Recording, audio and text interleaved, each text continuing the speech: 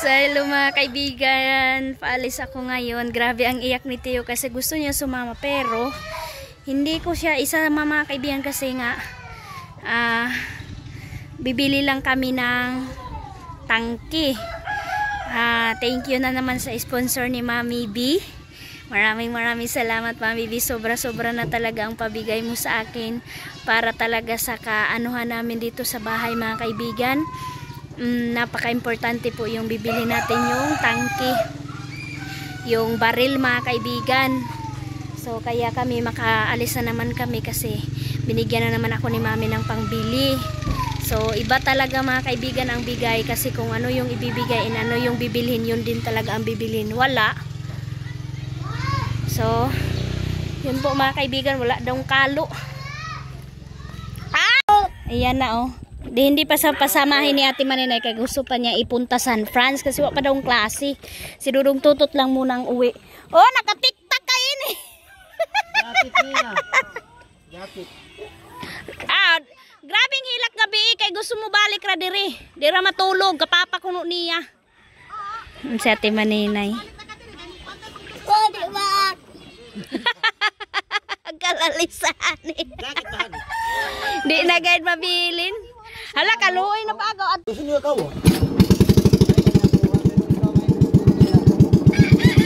Basta ka. Sleeper ni mo ga. Bilin na dito ga.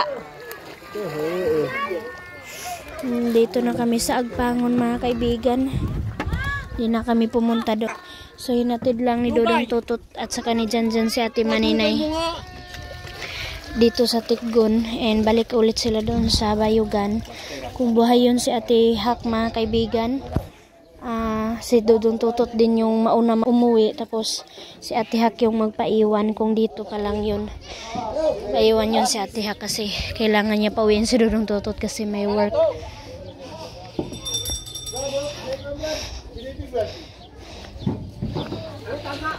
Uy, grabe mga kaibigan, ang sakit ng init. And ayan si Soy na ano yung desisyon niya na ayan na lang niya sumama muna kay papa niya. Dito lang daw muna siya sa amin.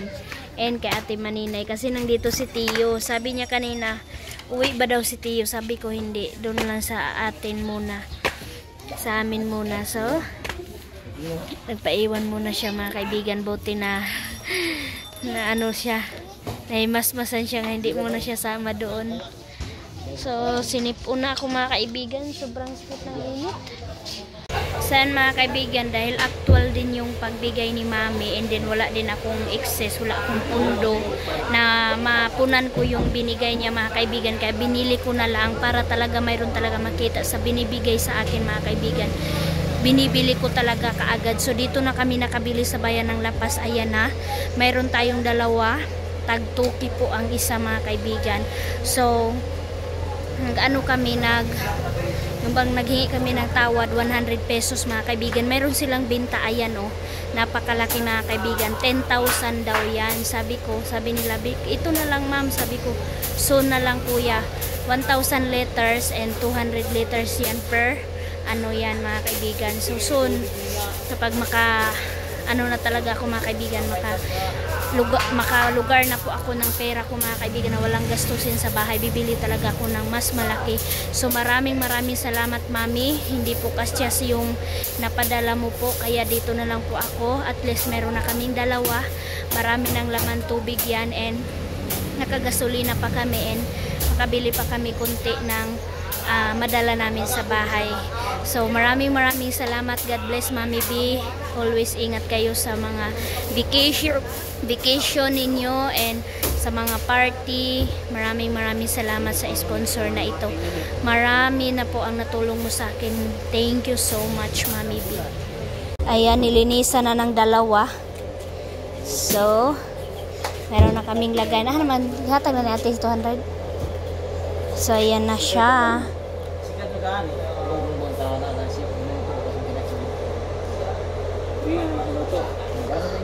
Muuna rata dito. Kuha na kanti.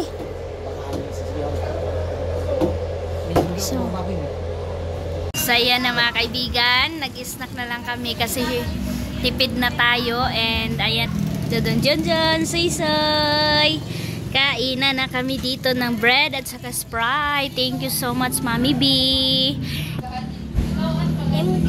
Napunta ako doon sa binunutan ko ng hardware, mga kaibigan. Parang ang bigat talaga ng bayarin natin in this next month, mga kaibigan. Kaya sana support always, mga kaibigan, para makasahod tayo ulit ng malaki-laki. Thank you sa inyong view and pagbigay ng time sa aking vlog, sa panunood. Maraming salamat po.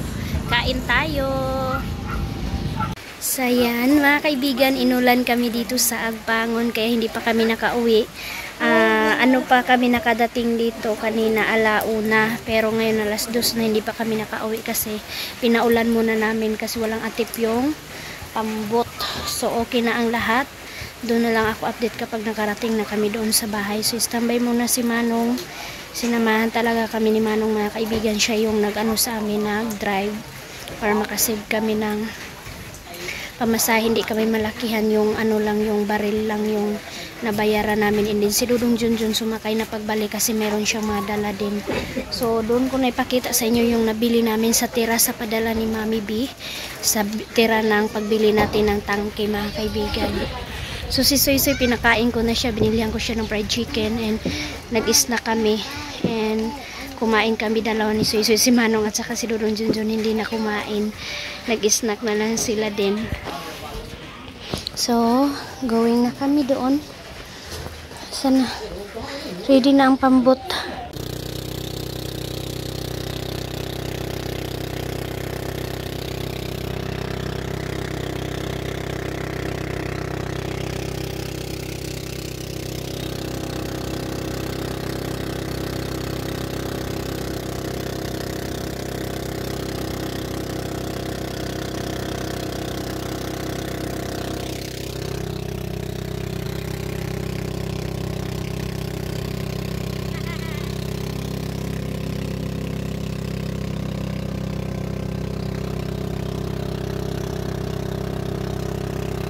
Bitulog ni Bossing, oh. Sumakit yung tiyan ko, mga kaibigan. Ginawang una ni Soy Soy. So okay lang, mga kaibigan, basta nakatulog siya ng maayos kasi malayo kasi yung travel, 1 hour. And ayan, nagkaano si mama, mga kaibigan, nagkalagnat kasi panay daw ang iyak niya. Kasi sabi niya sa akin, kapag umakyat daw sila doon, kasi doon na sila, mga kaibigan, sa malaking bahay, lalong na ngayon na nandito na si Ate Maninay, palagi daw nilang nakikita si Ate Hak, kaya always si mama umiyak. Sabi ko sa kanya na dito ka muna sa amin para makarelax ka and then hindi ka malungkot kasi dito marami ka namang matatanaw, kasi dyan, mga kaibigan, solo lang sila, kaya nakakaano talaga, mga kaibigan, nakakalungkot. So Nang ba ako di unahasa ni di, oh kay kabalon man kain taon. Luli din taon. Ayaw ba? Sus, di kay mo pahawid, abi. Go ga.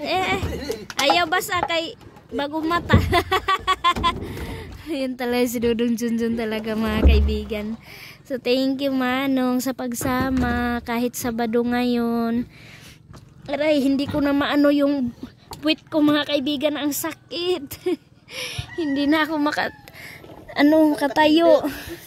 Hindi na ako makatayo, mga kaibigan, ang bigat ni Soy Soy. Kaya ayaw ko magsama ng bata. Akala ko kasi tuloy yung, aray, sabi niya nasasama siya kay papa niya. Hindi pala. Ha? Ang katultangaw, lata gihapon ba?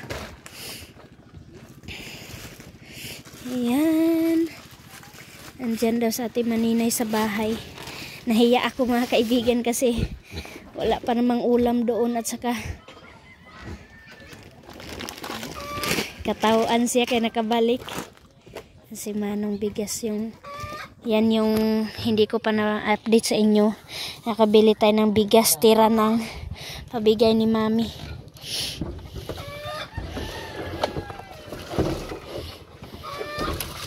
Wah.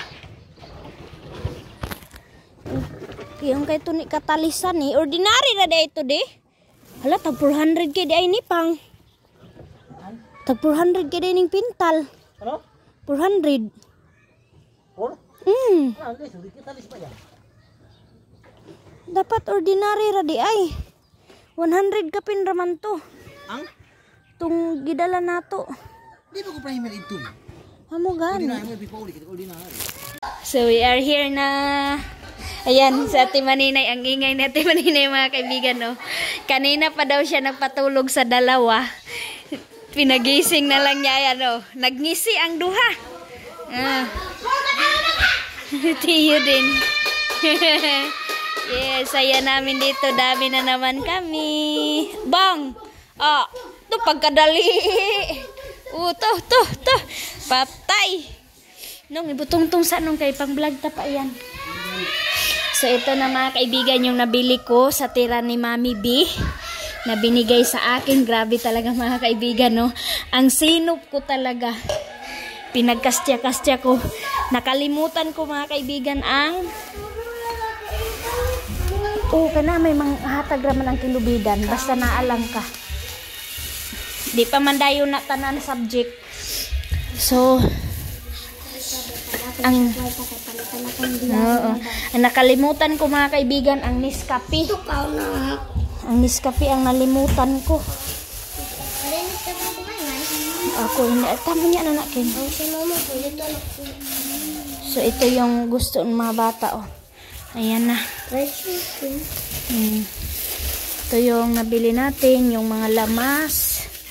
Meron tayong kunting lamas. At saka yung pansit canton, katul, tinapa, sabon panlaba, Junrox, at saka Downy, Colgate, shampoo. Oo. So ito at saka biskwit ni Tiyong yung mga kaibigan. Bili ako ng bigas namin kasi konti na lang yung bigas. So meron akong nabili sa na bigas 10 kilos lang yan mga kaibigan. Baka maubusan kami. Malayo pa yung sahod ko. Good evening mga kaibigan. Welcome dito sa sa higaan namin ni Tiyuyu. Ayan na si Palablab. Dito kami. Ayan yung mga bagets. Kung kailan kami dito natulog kay Ate Maninay, yun din yung pagkawala ng ilaw. Ayan, yung kwarto ni Ate Maninay. Dito kami ngayon, na gabing ito. Ayos yuyu. Walang ilaw mga kaibigan. Di na ba hindi ito makatulog wala electric fan. Tila ate, tanaw dito TV ka. Tawagan rin yung te oh. Ato. Aba. Asus. Ginulo na ni Tiyo ang higaan namin. Giigang na ni. So yan na mga kaibigan, good morning. Gising na tayo kasi Sunday ngayon and magsimba kami. And ito na mga kaibigan, dahil dito na sila mama sa malaking bahay na alagaan niya dito. Suminti na ang kalinisan kasi dito na sila na tutulog always every night. And dito na sila nagtulog. Ayan. Handa, gawin na bakaw. Binat kaw. Yan si mama. Lisig-lisig mo to ni dili makaya. Yan si mama, nagwalis siya mga kaibigan. Yung vacuum sana. Kaya nalagnat yan si mama kasi palagi yan linis. Sobrang laki din nito mga kaibigan. Tulad doon sa tabuk. Ang laki na. Ayan. Mingaw kaayo ang palibot. Doon sa baba. Busy na din doon sa baba. Coffee. Sila doon Junjun at saka si Manong nandun na sa baba. So, iwan ko kung sa Ate Maninay gising na ba mga kaibigan. Mga bata tulog pa. Nandun pa sa itaas.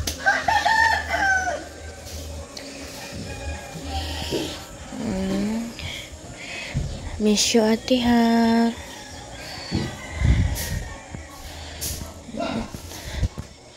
Papa busy na yun sa pagpakain ng kanyang manok. Dito ang kwarto ni. Dito sila dyan nga. Si si Iman, mga kaibigan. Akyat muna tayo dito kasi kailangan ko pang tupiin yung hinigaan namin. Matagal nakatulog sa Timaninay kagabi kasi nagbanding pa sila, and ako hindi na ako nakasali kasi si Tio yung inano ko kasi gusto na ni Tio matulog, kaya hindi na ako nakaano sa kanila sali kagabi. And grabe mga kaibigan, kami lahat, alam nyo ang aircon ni Ate Maninay, pinapatay niya. Pinapatay ni Ate Maninay kasi hindi talaga namin kaya. Yan ang view ng Tikbuhan. Ay, ganito pala ang pagkalagay nila dito sa aircon ni Ate Maninay. Safety ba yan mga kaibigan? Hindi ba yan masira kaagad? Na mauulanan? Ganyan siya. Pati ang window ni Ate Maninay nagsingot-singot dahil sa aircon or sa hamog. Ayan. Grabe. Sobrang lamig ng aircon nila Ate Maninay. Ang laki kasi. Kaya kapag masyado na malamig, pinapatay ni Ate Maninay. And kapag ano naman mga kaibigan, kapag nawala na naman yung lamig, ayun, under na naman ulit. So, grabe ang ano ko mga kaibigan, grabe ang lamig ko. And parang lahat ng katawan ko nanginginig na sa lamig, and meron naman kumot. So, sa amin lahat mga kaibigan, si King nagkumot. Ang hindi lang talaga nagkumot si Tio talaga mga kaibigan. Ang tapang talaga ng katawan ni Tio na nag-ano ng malamig na air. Yung kaya ni Tio yung lamig kasi simula pagkabata pa niyan, maliit pa lang si Tio. Ano na talaga yan sila, ceiling fan, electric fan. Kaya sanay sila, si Soy. Kagabi sabi niya na, kagabi mga kaibigan, nag-brown out, medyo matagal open, sabi ni Soy, may paypayan mo naman ako, sabi niya. And then, pagkailaw, ayun, bago pa natulog, and matagal pa kasi nag-cellphone pa si Soy. And talk sila ni Ate Maninay, magkaano talaga sila ni Ate Maninay at saka Soy mga kaibigan. Nagkakaintindihan sila. Hi! Si King mga kaibigan, nagpampers yan kasi baka makawiwi siya dito sa kwarto ni Ate Maninay. Kasi aircon nga mga kaibigan, nilakpan ni King. Tug pa si Tio nak. So dito sa kabilang kwarto nilinisan nila mama.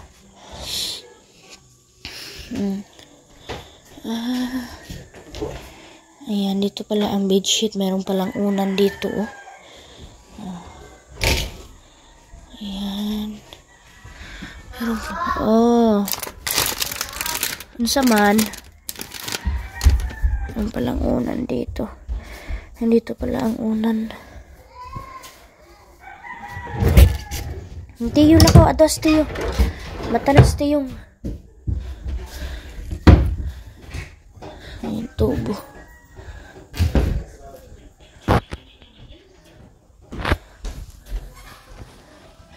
Hi!